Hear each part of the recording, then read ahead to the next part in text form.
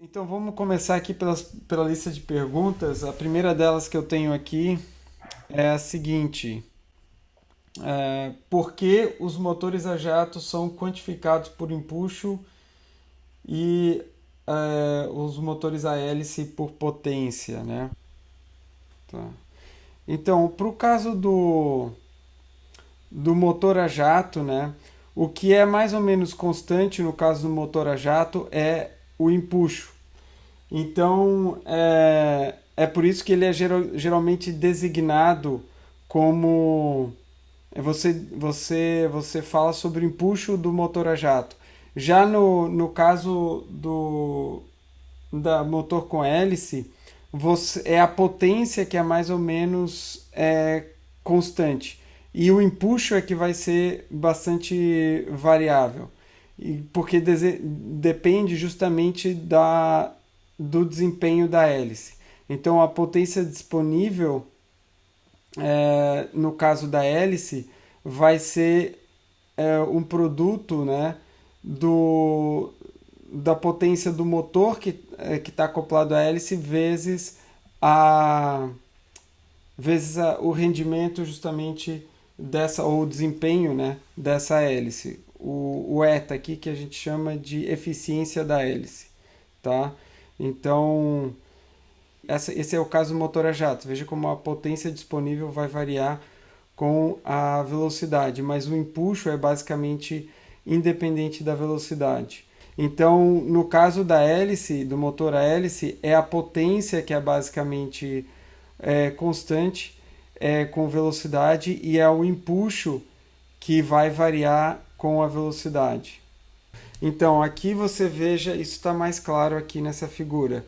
Então, no caso da hélice, veja como o empuxo tem uma variação significativa com a velocidade. Isso tem a ver com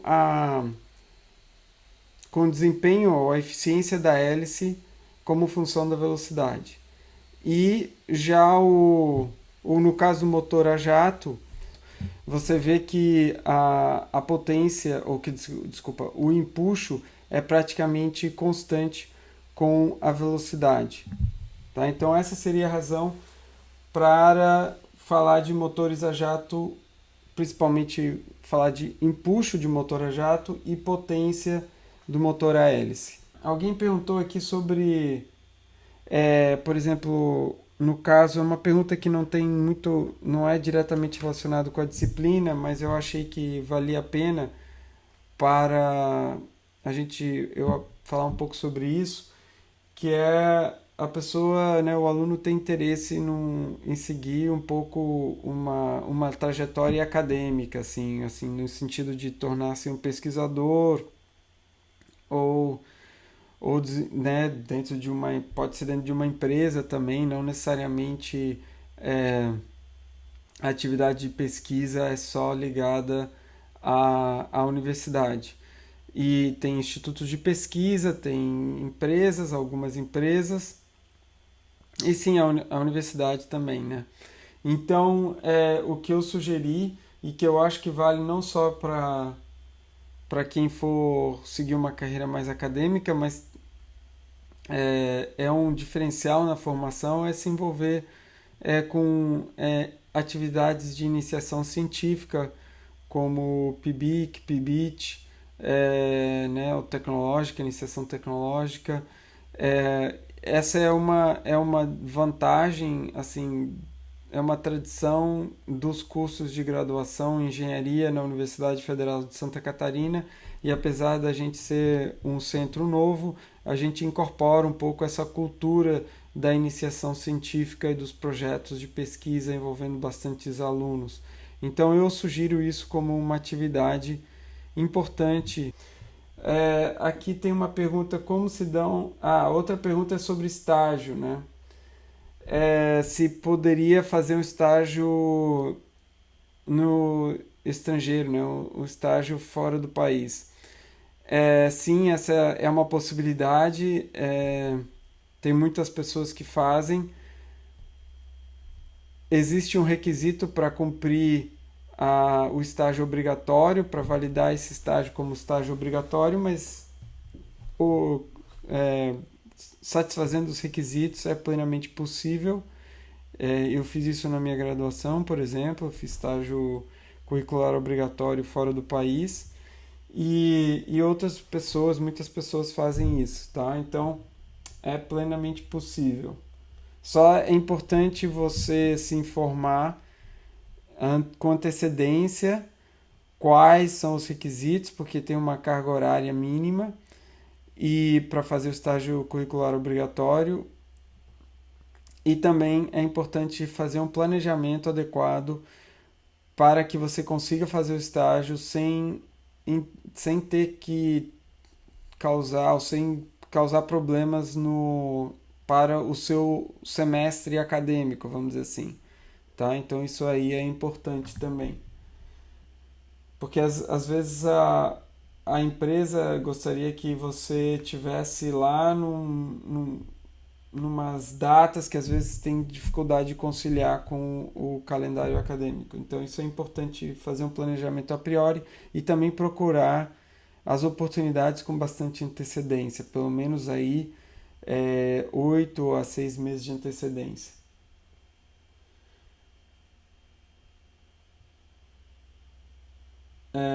Por qual motivo, agora voltando mais aos assuntos aqui da disciplina, por qual motivo os motores turbohélices sofrem com uma queda significativa de empuxo em velocidades elevadas? Então eu vou compartilhar novamente aqui a tela e isso tem a ver com esse gráfico aqui que a gente está vendo, né? Então você vê que de fato o empuxo começa a diminuir significativamente à medida que você se aproxima da velocidade sônica. Então, uma coisa que é importante a gente lembrar, o que são hélices, né? Hélice nada mais é como se fosse um aerofólio em que é como se fosse um aerofólio em que você tem uma variação do ângulo de inclinação à medida que você vem da raiz para a ponta da hélice. Então, nessa região próxima da raiz, você tem um ângulo de ataque maior do que na ponta da hélice e o ângulo de ataque é menor. Porque quando você imagina uma hélice, uma hora eu consigo. Tá, essa é uma hélice bem feia, mas a ideia é que o que acontece, né? A velocidade aqui na ponta da hélice, a velocidade vai ser igual a velocidade tangencial, né? Vai ser igual a velocidade angular vezes o raio a distância, né, do centro aqui de rotação, que vai ser o raio da hélice, no caso aqui. Então, a velocidade angular aqui é constante para toda a hélice, é a mesma para toda a hélice, né? Aqui eu tenho uma outra pergunta, professor, qual a diferença entre o empuxo necessário de sustentação zero e o empuxo, o TR, o empuxo necessário induzido pela sustentação? Eu não entendi muito bem. Bom, o empuxo, deixa eu ver aqui se compartilhar novamente. A gente tem aqui. A gente fala de potência e empuxo, né? Bom, vamos lá falar do empuxo. Quando a gente faz uma análise de empuxo necessário em voo, né, em nível sem aceleração, vou pegar esse caso que é o mais simples, a gente tem que, se a gente olhar as forças que atuam sobre o avião, a gente tem que o empuxo vai ser na direção de movimento, né? O empuxo vai ser igual ao arrasto. E a gente tem uma expressão para arrasto que depende do CD, coeficiente de arrasto, né? E o coeficiente de arrasto, ele é dado é uma forma da gente parametrizar o coeficiente de arrasto, né? A gente já viu isso quando a gente plota CD como uma função de CL, a gente tem uma curva, assim, uma curva parabólica, onde CD vai ser igual a CD0 mais CL ao quadrado sobre πERA. Então essa é a gente falou sobre isso já. Então, o arrasto nada mais é do que Q infinito, ou a pressão dinâmica, vezes o S, que é a área planiforme, vezes o CD. Então, veja, essa é a força de arrasto e eu estou igualando essa força de arrasto justamente à força de empuxo necessária. Né? Então, é essa equação que a gente tem aqui em cima. Né? Então, esse vai ser o empuxo necessário. Vai ser igual justamente ao arrasto. Então, quando a gente fala, quando a gente multiplica, ou seja, essa equação aqui de CD por Q infinito S, a gente tem uma equação, que é essa daqui, que mostra os dois termos, né? Q infinito S vezes CD0, mais Q infinito S L ao quadrado sobre πe RA. Então, veja, você tem o empuxo necessário de sustentação zero, porque o CD0 é justamente o CD para quando a sustentação é zero, mais esse componente aqui, tá? Então, isso é uma conveniência assim, que surge em função da parametrização. Então, aqui a gente tem o empuxo de sustentação zero, você vê que é uma curva que cresce com V infinito, porque Q infinito é uma função de V infinito ao quadrado, né? Então isso aqui é proporcional a V infinito ao quadrado. E isso aqui, na verdade, veja, aqui você tem você tem Q infinito e CL ao quadrado. Q infinito é proporcional a V infinito ao quadrado. E CL vai ser proporcional a 1 sobre V infinito na quarta. Então, isso aqui é proporcional a 1 sobre V infinito ao quadrado. Se eu não fiz nenhum erro aqui. Então, por isso que essa curva aqui, ela tende a decrescer com V infinito, enquanto que essa cresce com V infinito ao quadrado. A soma dessas duas parcelas aqui é que dá essa empuxo necessário resultante. Mas isso é uma espécie de artifício de como a gente parametrizou a curva de CD. Tá? Como a gente escreve a curva de CD, como sendo o CD0 mais uma parcela de empuxo, um CD induzido, né? Por sustentação. Na seção do capítulo 6.8, quando ele coloca o avião em um ângulo θ em relação à horizontal, porque ele não define o ângulo alfa entre t e a trajetória de voo, como é mostrado na seção 6.2. Deixa eu achar aqui a seção 6.2. Então tá aqui, ó, veja. Você tem aqui um diagrama aqui das forças e direção de trajetória e o ângulo alfa t, que é o ângulo que o vetor empuxo faz com a trajetória do voo. Esse ângulo alfa t geralmente é pequeno. E aqui ele faz umas considerações justamente para o caso quando o alfa t é pequeno. Na seção 6.8, vocês vão ver... deixa eu achar aqui... Deixa eu notar...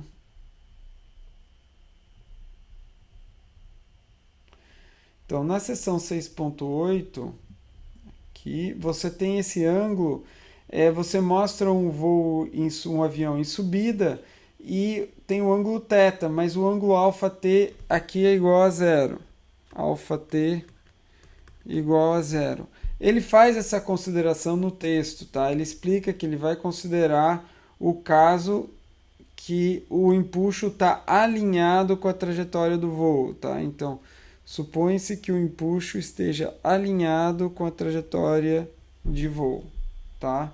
Então é por isso que o alfa t é igual a zero. Não é, isso aqui é um caso, é uma simplificação, tá? Não é que sempre tem que ser assim, mas para esse problema ele considerou que o alfa t fosse igual a zero, tá?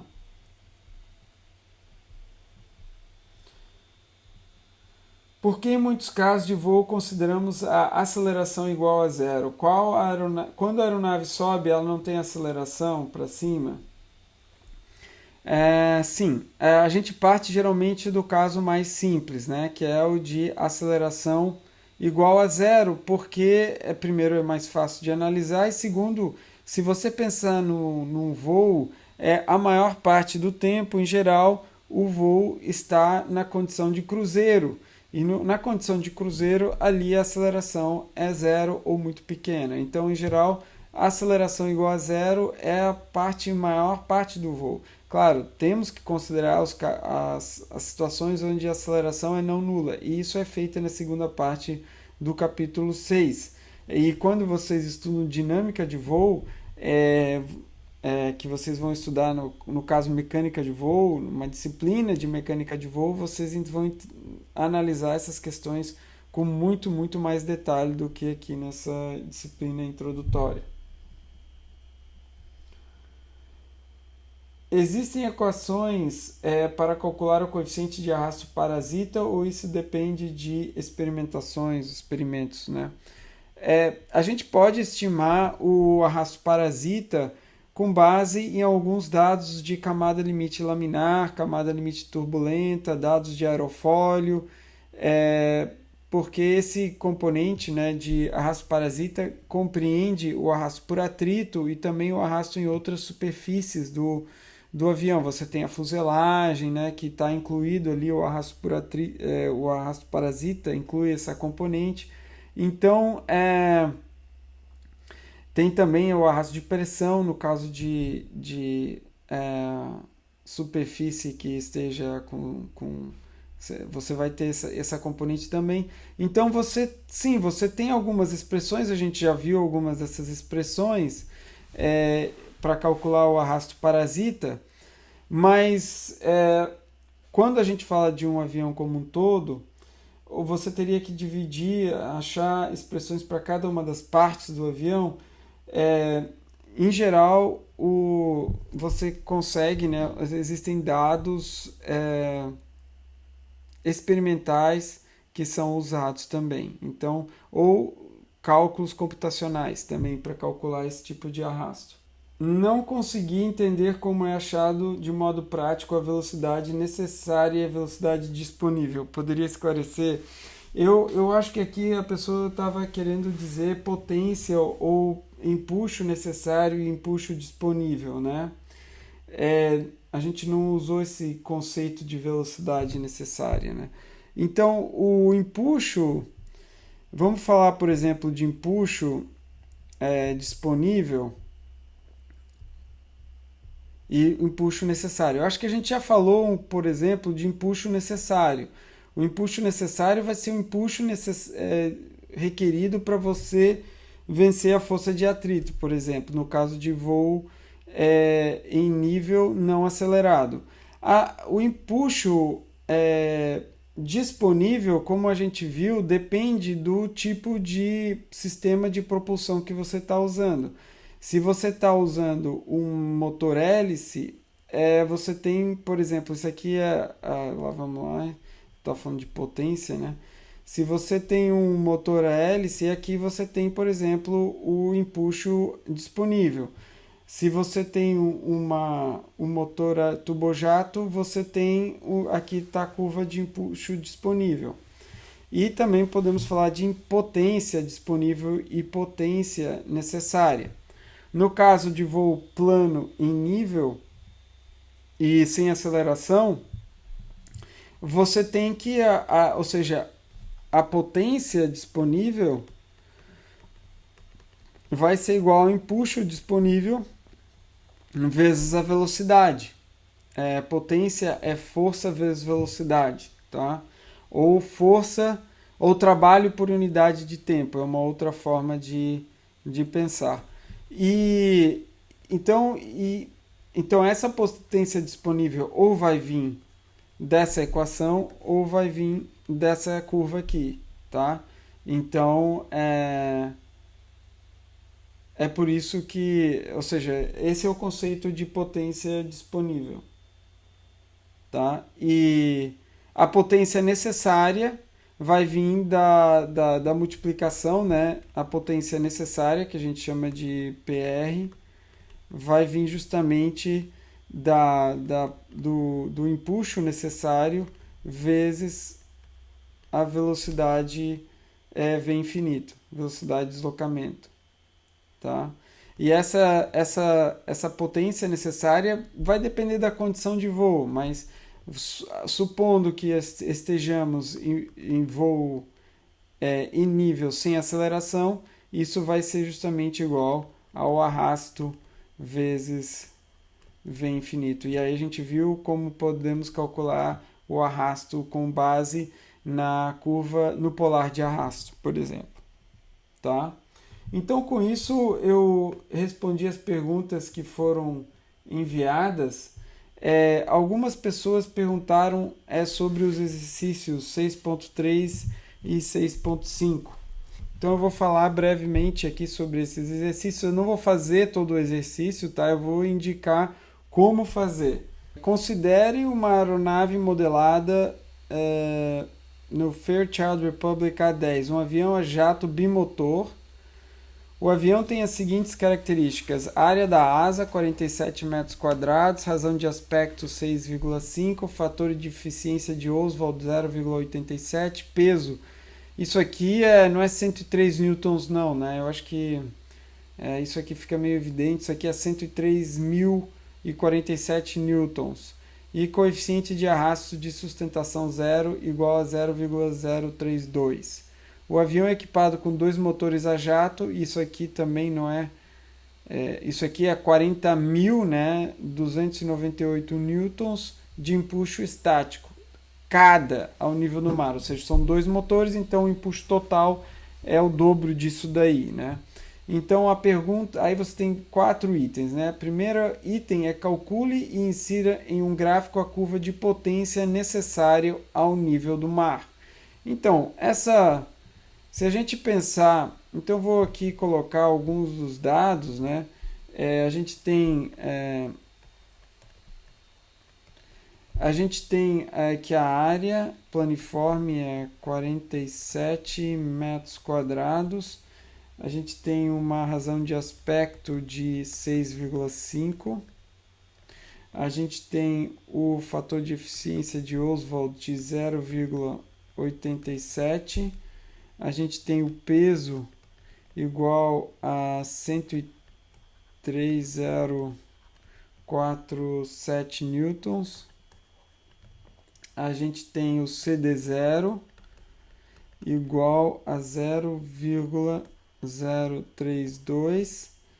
E eu vou colocar aqui o empuxo como sendo 2 vezes, só para não confundir, já deixar isso aqui claro, 2 vezes de 40.298 newtons. Isso aqui é uma multiplicação, tá? 2 vezes isso daqui. Esse vai ser o empuxo. Então, a primeira pergunta é potência necessária. Qual que é a potência necessária? Então, a potência necessária, como a gente acabou de ver, vai ser igual ao empuxo, ao arrasto vezes a velocidade V infinito. E o arrasto D vai ser igual a Q infinito vezes S vezes o CD. E o CD é igual a CD0, CD0 mais CL ao quadrado dividido por Q infinito. Ah, não, isso aqui é π e razão de aspecto. Aliás, eu estou usando RA e às vezes vou usar RA. Eu não lembro agora no livro se eles usam RA ou AR. Enfim, vou deixar RA, razão de aspecto, tá? É a mesma coisa que RA. Tá? Que um é em inglês e o outro é em português, né? Essa é a diferença. Então, veja, essa é a equação de CD. A gente sabe que no caso de voo em nível, né, o que é CL, né? Para voo em nível,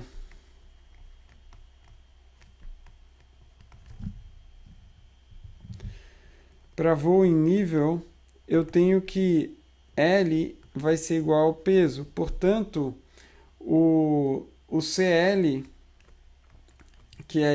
vai ser igual a W sobre Q infinito vezes S.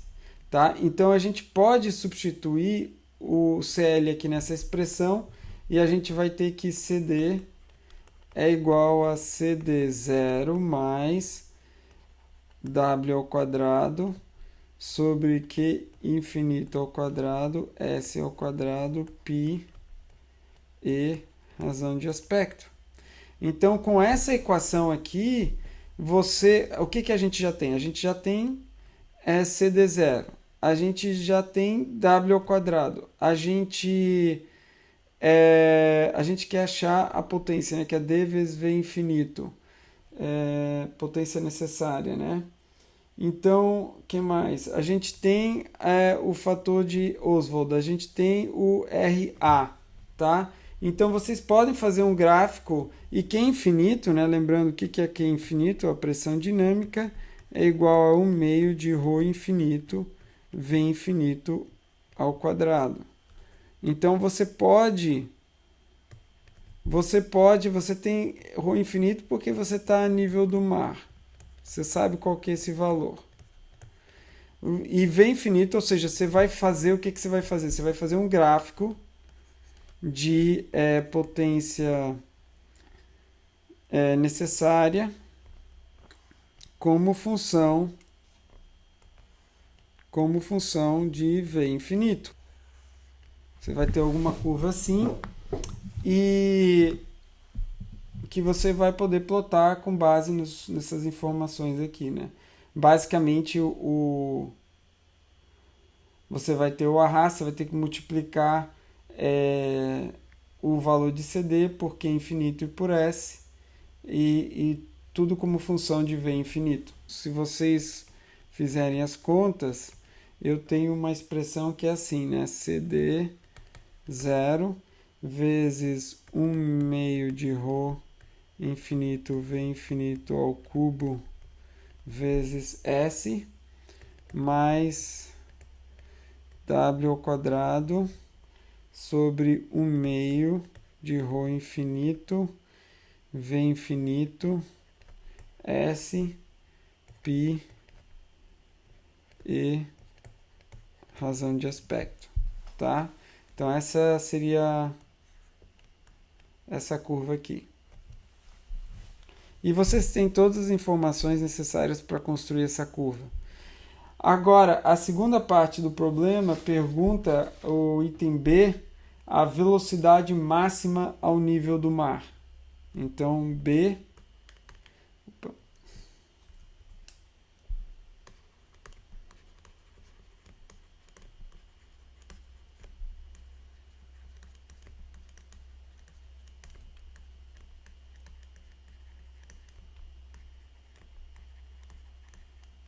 Então, como é que você vai achar essa velocidade máxima? A gente tem a potência disponível, né? Então, a potência disponível vai ser o que? A gente acabou de falar, vai ser o empuxo disponível vezes V infinito, tá? Então, se você olhar para o empuxo disponível, aqui vai ser igual a T, né, que a gente designou como sendo 2 vezes 40.298 newtons. Então, esse empuxo disponível vai ser igual a T. E se eu olhar para esse gráfico aqui, eu também posso colocar nele o empuxo, a potência disponível. E você vê que como o TA é constante no nosso problema, isso aqui vai ser uma reta. Uma reta porque ela vai ser simplesmente o TA vezes V infinito. Então isso aqui vai dar uma reta assim, tá? Isso aqui vai ser PA, que é igual a TA vezes V infinito. A gente está falando de um turbojato. E o ponto de velocidade máxima vai ser qual? Vai ser quando esse empuxo disponível é justamente igual a... você tem dois pontos aqui em que cruzam, né? Um aqui e outro aqui. Mas você vai escolher o que dá maior velocidade. Então, se você procurar a intersecção desses gráficos, você vai achar o V infinito máximo. Porque acima dessa velocidade, a potência requerida ou necessária é maior do que a potência disponível. Então você não consegue avançar nessa direção aqui. Tá? Então essa seria a velocidade máxima a nível do mar, para as duas curvas que estão a nível do mar. Tá? Essa seria uma forma de achar. Outra forma de achar essa velocidade máxima é você tentar solucionar as equações, mas isso é um pouco mais complicado, então o que eu sugiro é uma solução gráfica aproximada, ou se vocês já sabem fazer isso no computador, vocês podem procurar uma solução para a igualdade entre essas duas equações. Isso aqui é simplesmente uma constante, e isso aqui é, desculpa, a igualdade entre essa equação de potência necessária e essa equação de potência disponível. Tá? Vocês podem igualar as duas e tentar solucionar a equação. Analiticamente eu não sei se dá, viu? Teria que dar uma olhada. Talvez seja um pouco complicado, mas certamente numericamente é possível. Então, a parte C desse problema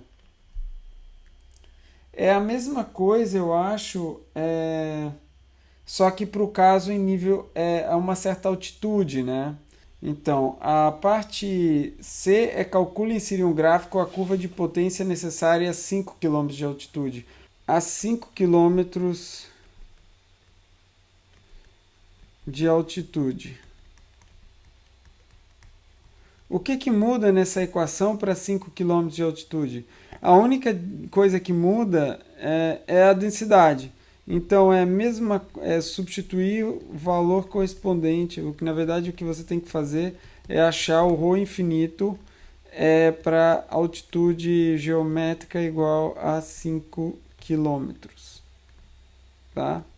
Essa é a única diferença entre as duas curvas. Você pode plotar as duas no mesmo gráfico, isso é interessante para ver como que elas mudam. A gente já viu que isso tende a se deslocar para a direita e para cima um pouquinho e rotacionar no sentido horário. Na parte D, pergunta, calcule a velocidade máxima a uma altitude de 5 km. E aí ele fala, suponha que o empuxo do motor varia diretamente com a densidade de corrente livre. Velocidade máxima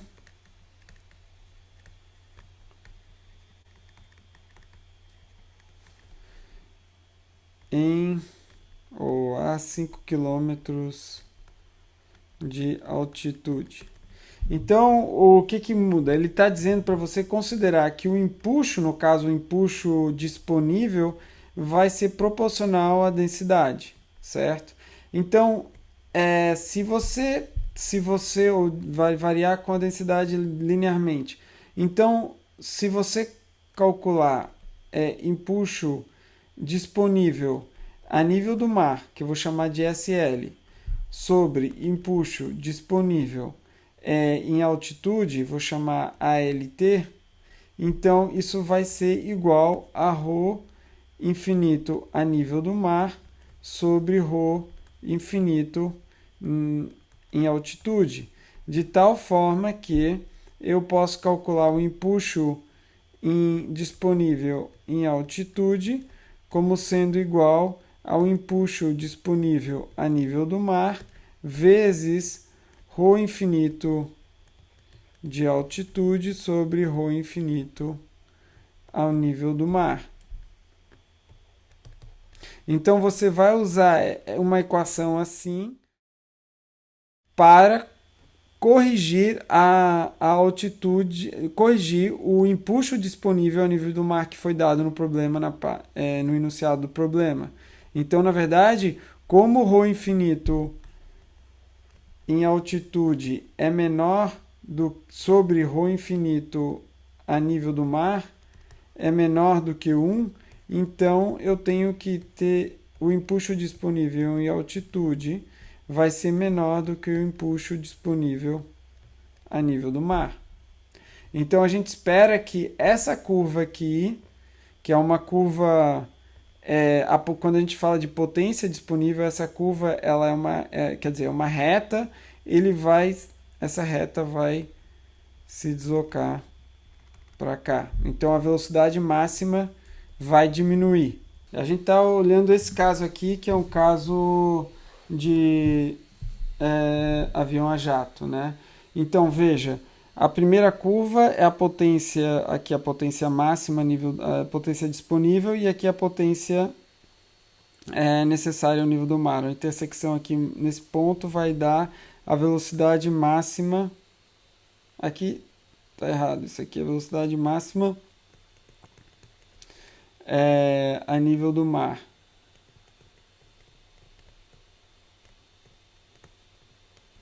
Tá? E aí, o que acontece? A curva de potência disponível, ela diminui a inclinação dela, e essa curva de potência necessária, ela se desloca, no caso, para cima um pouco e para a direita, e rotaciona um pouco no sentido horário. Então, essa curva tracejada é o valor em altitude. A intersecção dessas duas curvas passa a ser numa velocidade menor. Então, a velocidade em altitude acaba sendo menor do que a velocidade ao nível do mar.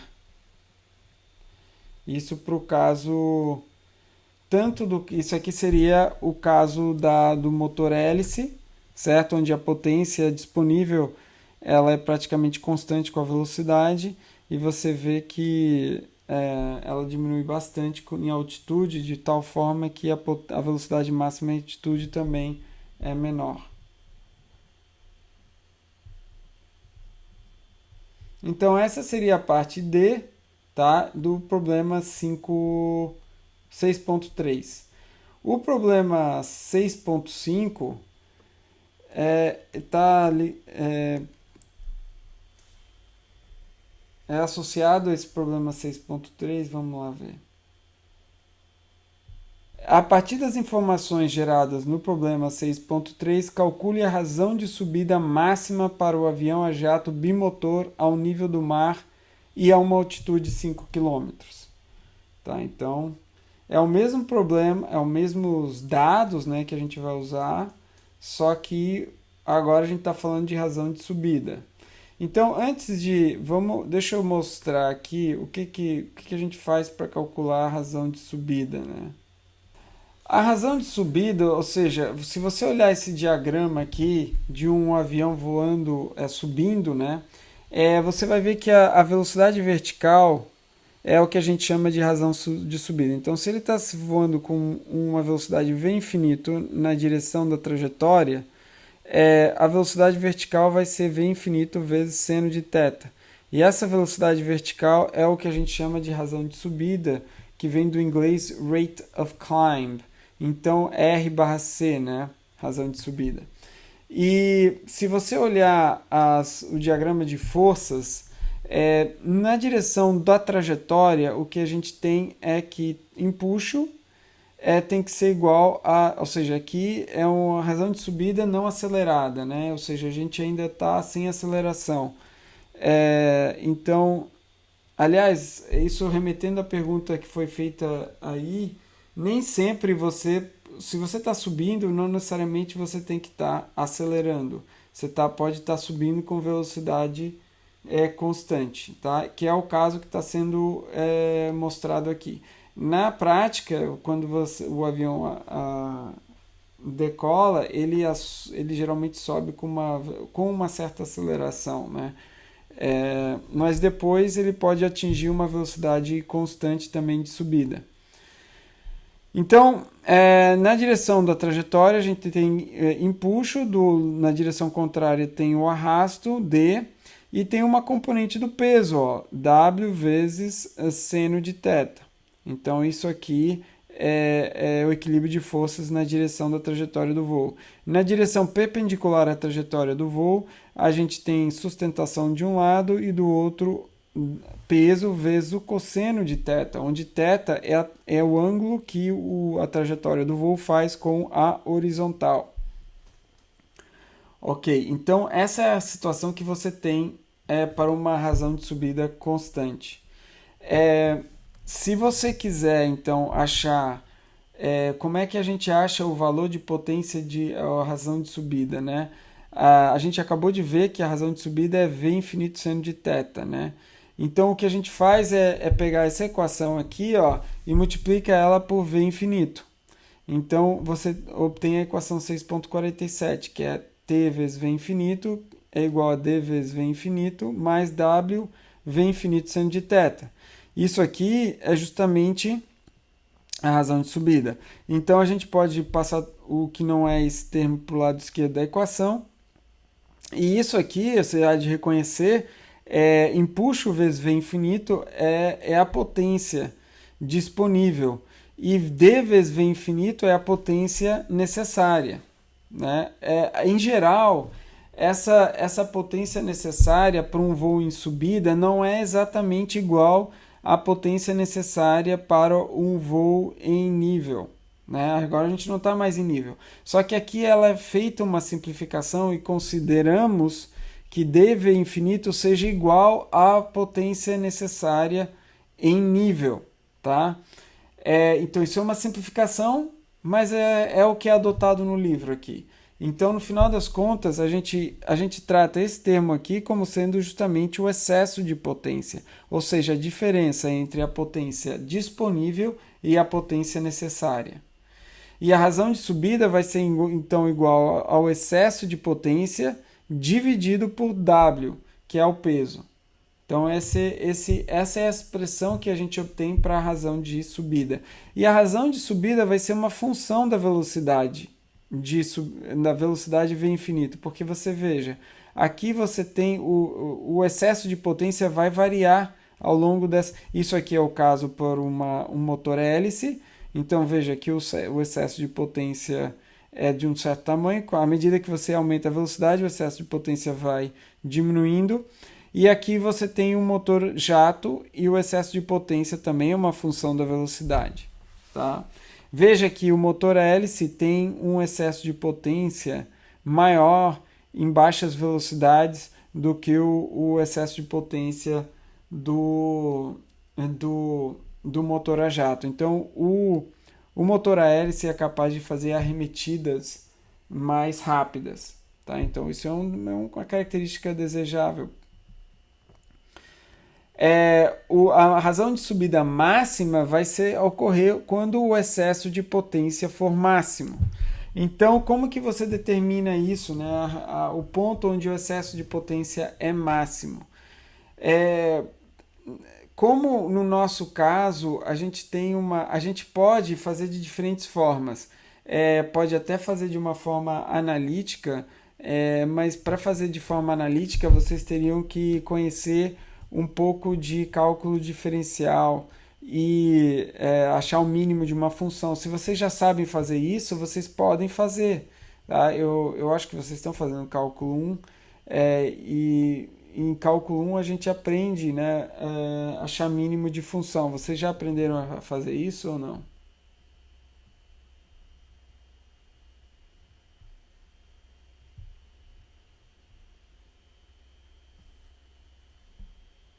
Alguém pode responder?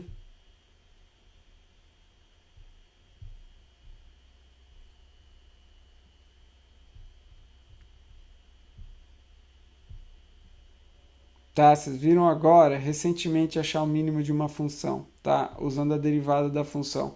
Então eu posso falar brevemente sobre isso. Seria interessante vocês talvez consigam, mas se não, você pode procurar o mínimo da curva de potência ou calcular isso graficamente, ou vocês têm a equação para a potência disponível, vocês têm uma equação para a potência necessária e vocês, para várias velocidades, vocês podem calcular a diferença. E aí vocês plotam essa diferença como função da velocidade e vocês vão identificar o ponto de máximo. Uma vez que vocês identificaram o ponto de máximo, é só dividir esse excesso de potência por W e você tem a razão de subida máxima. Mas você também pode, se quiser, tentar achar uma expressão para tentar obter uma expressão analítica para a razão de subida máxima, né? Então, como é que você poderia fazer isso? Deixa eu voltar para minha.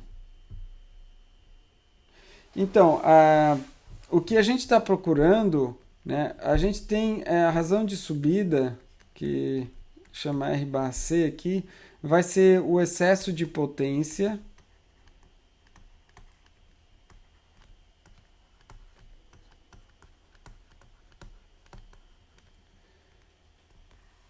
sobre W. Então, então a razão de subida, que eu vou chamar de máxima, vai ser igual. Eu vou chamar isso aqui de EP, tá? Para não ter que escrever excesso de potência. EP máximo sobre W. Porque W não vai mudar no nosso problema, né? W, vamos supor que é constante. Então, no final das contas, você tem que achar o EP máximo, certo? E o que é o EP máximo? A gente sabe que o EP vai ser igual à potência disponível menos a potência necessária. E a potência disponível, ela é T, o empuxo, vezes V infinito, menos a potência disponível necessária é D vezes V infinito, tá? Então a gente já viu que tem expressão para D e tem expressão para T, é uma constante, então a gente deixa ela lá. Então como é que a gente acha o ponto de máximo aqui, né? Então você vai procurar a derivada de EP em relação a V infinito e você vai igualar isso a zero, tá? Vai ser esse vai ser ou seja, pode ser um ponto de máximo ou mínimo, né? Para achar o ponto de máximo, a gente seria a derivada segunda disso daí, que daria menor do que zero. Mas, no caso, vamos pensar que... Vamos nos preocupar primeiro em achar o ponto ali onde essa derivada é igual a zero. Então, você tem uma expressão aqui, né, para potência, só que você tem que lembrar que D vai ser uma função de V infinito. Então eu não posso simplesmente considerar isso como uma constante, porque ela é uma função da velocidade V infinito.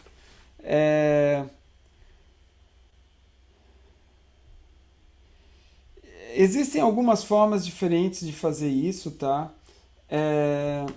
Eu acho que talvez a forma mais fácil. Deixa eu ver, só que eu não quero complicar aqui para vocês.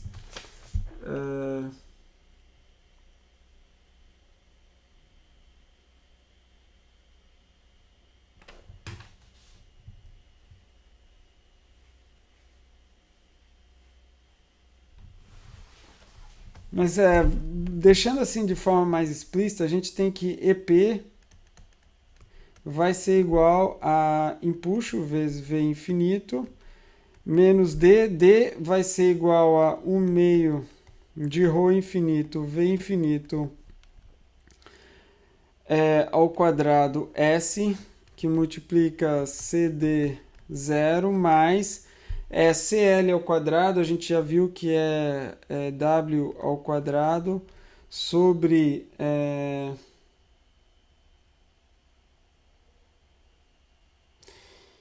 W ao quadrado sobre aqui 1 meio vai dar ρ infinito ao quadrado, V infinito na quarta, S ao quadrado, π e razão de aspecto. Isso tudo vezes V infinito, né? t vezes v infinito, isso daqui é o q infinito, só para deixar claro o que está acontecendo aqui. Isso aqui é o q infinito, isso aqui é o CD. Então, q infinito vezes CD vezes S, tá? Então, isso vai dar... Ah, não, o S já estava ali. O S já está aqui, né? Q infinito CD vezes S vezes o próprio V infinito aqui. Então, veja, isso aqui é uma expressão para o excesso de potência.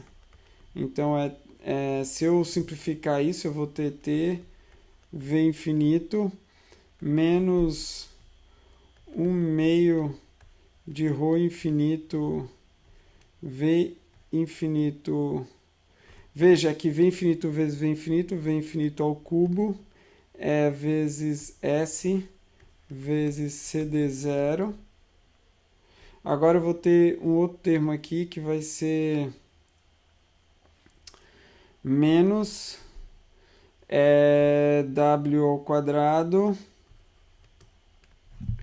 Aqui, ó, veja, eu tenho... Deixa eu dividir tudo isso aqui.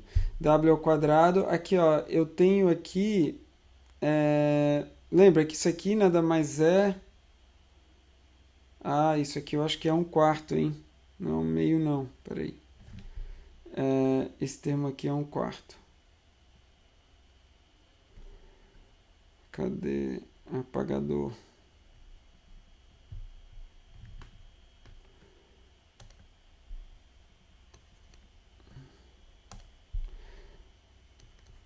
Isso aqui é 1/4. Então, aqui quando eu multiplico esse termo vezes esse daqui, você já vai simplificar algumas coisas. Eu vou ter o ρ infinito, vou ter um ρ infinito. Aí eu vou ter V infinito, só que tem esse V infinito aqui, V infinito ao cubo sobre V infinito na quarta, então eu vou ter um V infinito aqui só. E aqui eu tenho, na verdade, é como se fosse 4 aqui no numerador, vezes 1 meio dá 2, é como se fosse 1 meio aqui embaixo. E aqui eu tenho S aqui, que multiplica com esse S, fica 1 embaixo. O resto é π e razão de aspecto. Se eu não errei nada, essa é a expressão para a potência, o valor de potência, o excesso de potência. Então, veja, isso aqui está tudo em função de V infinito, né? Então, se eu agora diferencio isso em relação a V infinito, eu vou ter o quê? Vou ter T menos, aqui dá 3 meios de ρ infinito, V infinito ao quadrado, CD0 vezes S. Agora, quando eu diferencio isso aqui em relação a V infinito, isso aqui está na potência menos 1, então isso aqui vai dar mais W ao quadrado, que multiplica 1 meio de ρ infinito, aqui V infinito ao quadrado, π e razão de aspecto. Se eu não errei, e faltou o S, né? S. Então, essa é a equação para a diferencial do excesso de potência em relação a V infinito. E agora eu vou fazer isso aqui igual a 0. E aí, veja, é uma equação que está em... Eu posso aqui simplificar um pouco essa equação, porque é o seguinte, só para facilitar aqui, veja que eu posso multiplicar tudo por V infinito ao quadrado, mas eu posso reconhecer que isso aqui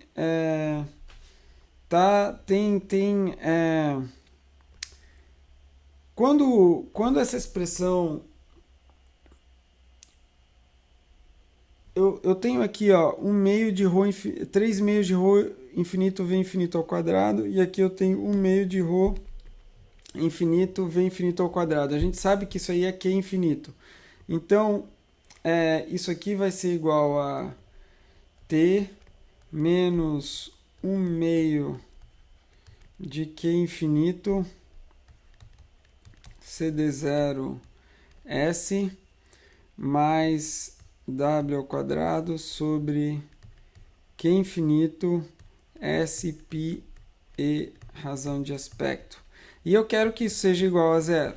Tá? Então isso aqui eu fiz só para simplificar um pouco, não ter que trabalhar com ρ infinito, v infinito ao quadrado. E agora eu vou procurar o Q infinito que faz isso aqui igual a zero. Se você multiplicar toda essa expressão por Q infinito, você vai ter t vezes Q infinito menos... Ah, esse aqui é 3, né? Errei aqui, desculpa. Deixa eu... Isso aqui é 3. Menos 3 Q infinito ao quadrado, CD0 vezes S, mais W ao quadrado, dividido por S π e RA. Isso igual a zero. Essa é uma equação do segundo grau, em Q infinito. Se eu multiplicar isso tudo por... passar tudo para o lado direito, vamos olhar isso aqui. Então, eu tenho 3 CD0 S vezes Q infinito ao quadrado menos T vezes Q infinito menos W ao quadrado sobre S π e razão de aspecto igual a zero. Veja, essa é uma equação do segundo grau, em Q infinito, certo? Então, aqui é o coeficiente A, né? Seria o nosso coeficiente, quando a gente pensa em equação do segundo grau, isso aqui seria o coeficiente A, isso aqui seria o B, né? Menos T, e isso aqui seria o nosso C. Quando a gente faz, né? Então, a gente tem que Q infinito, a gente pode escrever Q infinito como sendo igual a menos B, que seria aqui no caso T, mais ou menos raiz de B ao quadrado, que seria T ao quadrado, menos 4 vezes A, que é esse termo aqui, vezes C. Veja que o C tem um coeficiente negativo, então eu vou deixar aqui 4 vezes 3 CD0 S vezes C, que é W ao quadrado, sobre S π e razão de aspecto. Tá? Então, isso dividido tudo por 2 vezes o A, ou seja, 2 vezes 3 CD0 S. Então, isso dá para a gente provavelmente vai querer o valor mais aqui, que é o valor que vai dar a razão de subida. Bom, aí tem que ver exatamente, mas o que dá o valor máximo, né? Então, só que isso aqui é o Q infinito. Então, se você substituir os valores aqui, veja, a gente tem valor para tudo isso aqui, né? Se você substituir os valores aqui, você vai achar duas raízes.